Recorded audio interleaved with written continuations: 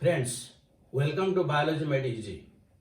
Today in this video, we'll discuss Phaeophyceae, that is the second class after the chlorophyceae.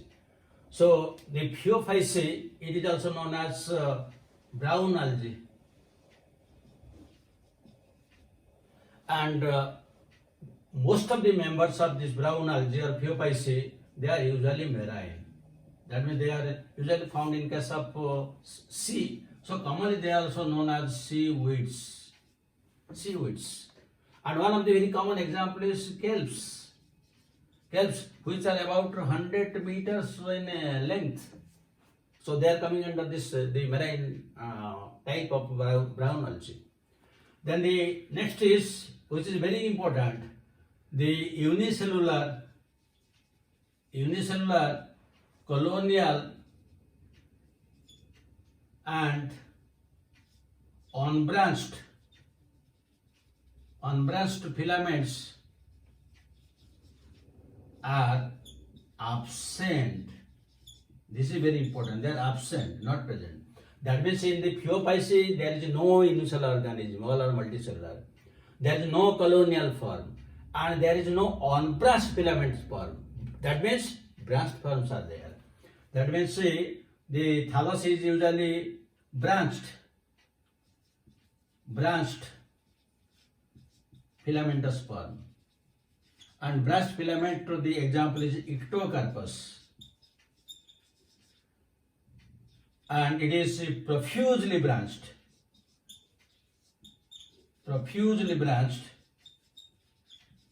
in case of kelps. Profusely branched, and they are so abundantly present in North Atlantic Ocean, where this sargassum is present. Sargassum, it is abundantly present in the North Atlantic Sea. So that is why the North Atlantic Sea is also known as Sargasso Sea, or the Sargassum Sea it is also known as, because it is so abundantly present.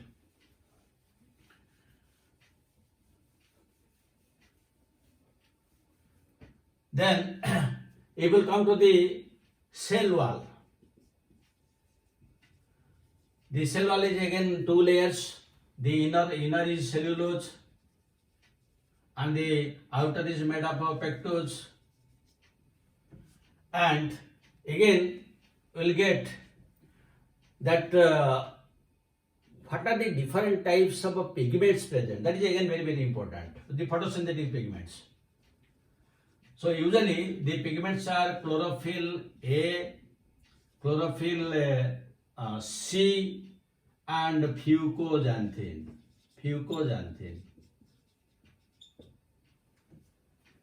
And this fucoxanthin is one type of xanthophyll.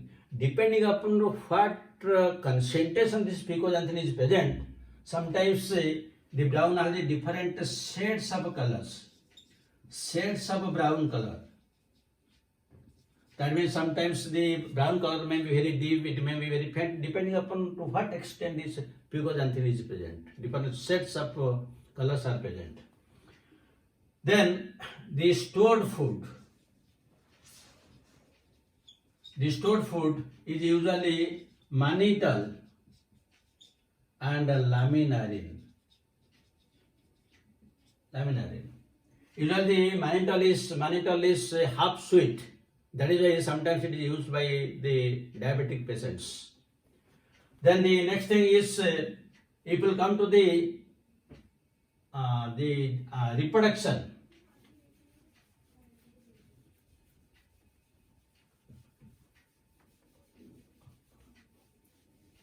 Or before reproduction, we can tell another important point, the thallus structure. The members of the brown algae, usually they are slightly more advanced than that of the green algae.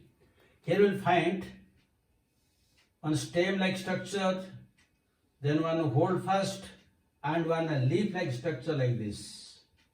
That means this is known as the holdfast.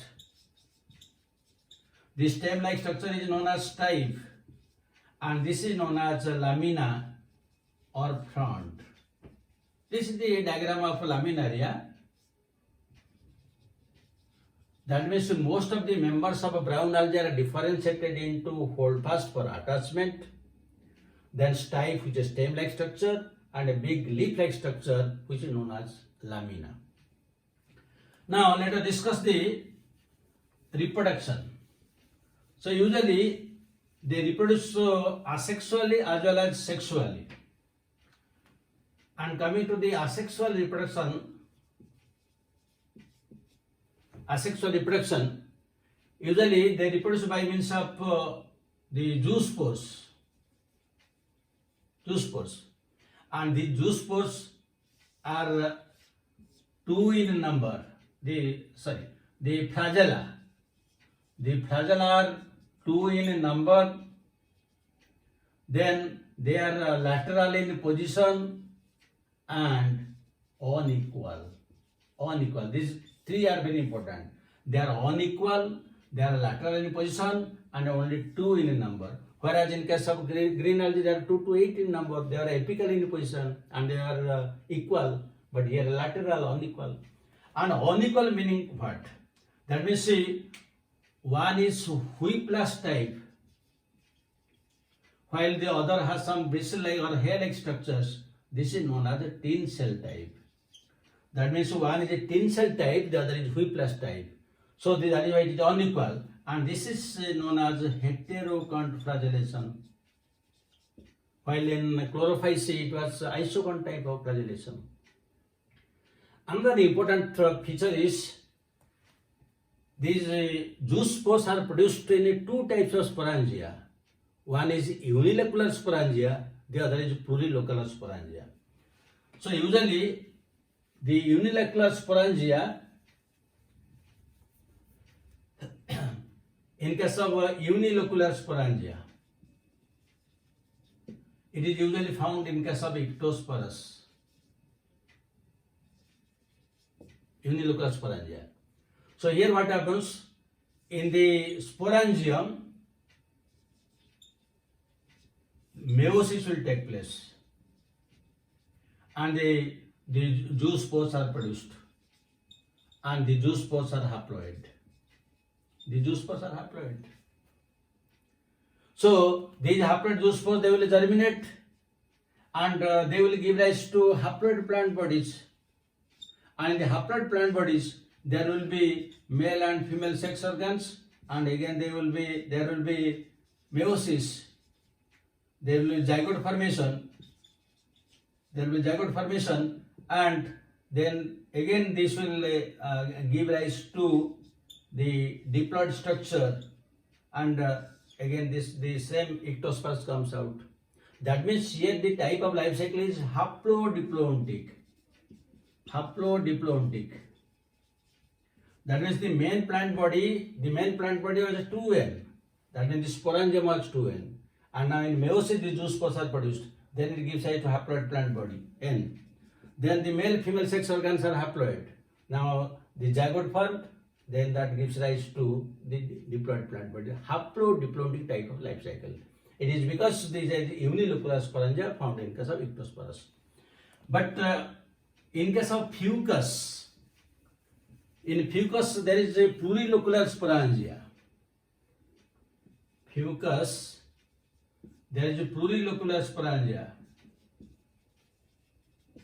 and here the plurilocular sporangia, they are diploid and it gives rise to zoospores without meiosis. Now the zoospores are diploid, again they will give rise to the fucus plant. There is no haploid stage. So this is known as a diplontic life cycle. That means in case of fucus, there is a diplontic life cycle. But in case of ectocarpus, there is a haplodiplontic type of life cycle. Again, we discuss these things during the life cycle pattern of the plant bodies. That we'll discuss, but still then we have to know it here. So this is how the asexual reproduction takes place. Now if we come to the sexual reproduction,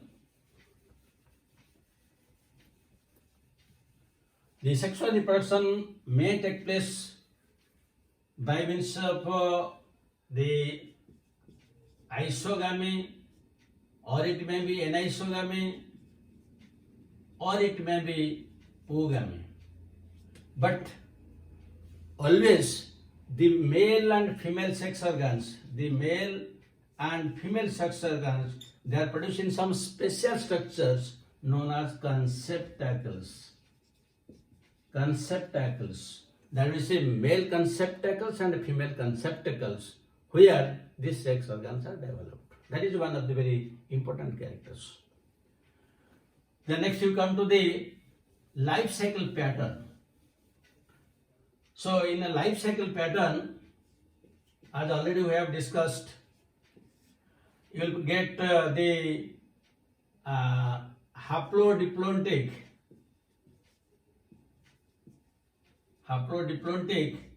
isomorphic. Isomorphic means both haplodiploid are similar to look like. So the example is ectocarpus and the other is dictyota. So this is haplodiploidic, this is the first choice. Then the second choice. The second one is it may be heteromorphic. The example is laminaria. That means it is a haplodiploidic life cycle. That means in the life cycle both haploid and diploid stages are equally represented. But both haploid and diploid, their morphologically they will look alike. That is isomorphic, found in ectocarpus and dictyota. But the gametophytic and sporophyte will look morphologically dissimilar. That is heteromorphic. Both are haplodiploidic, but this is heteromorphic. Example is laminaria.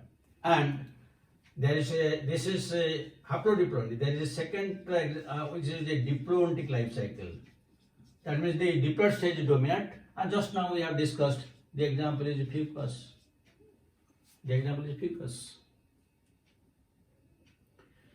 Now then come to the economic importance.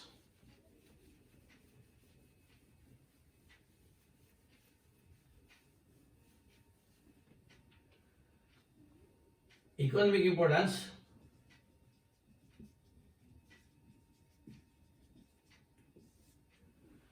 Usually in the cell wall of a Phaeophyceae, in addition to cellulose, there is one phycocolloid, or you can call it as a hydrocolloid,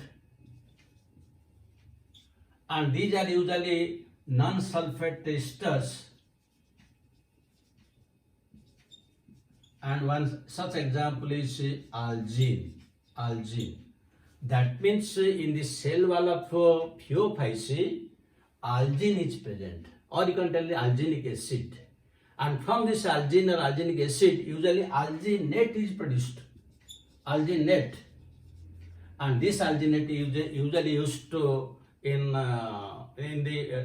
can tell the dentist, when the impressions of the teeth are taken, their alginate is used. And this alginate is a salt of this alginic acid. So that from that point of view, it is very important. And usually this alginic acid is obtained from laminaria and fucus. So this is one example. Then the second one is iodine. Iodine is usually obtained from fucus and laminaria. Iodine. And nowadays we are using iodized salt, and you know what is the importance of that iodine. So that is obtained from this brown algae. Then the another is potash. This is obtained from kelps.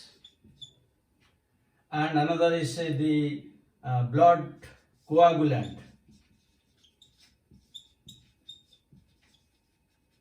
It is obtained from laminaria.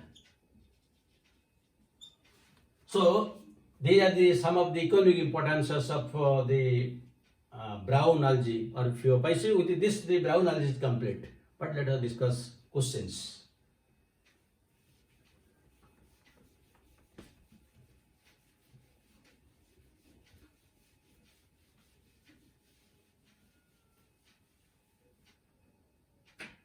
So one question is, you can take for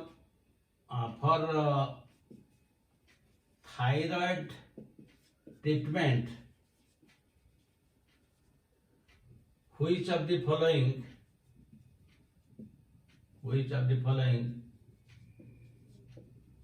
is beneficial? So A choice laminaria, B choice dictyota, then C choice you can sargassum, and D choice I can write ectocarpus. So this is one question. Now the second question also very important from examination point of view. Diplomatic life cycle is found in A choice laminaria, B choice ectocarpus, C choice dictyota, and D choice ficus. These are the type of questions which are usually asked in all national type of examinations, and I hope you will be able to answer all the questions once you have gone through the video. Thank you very much for watching it. God bless you.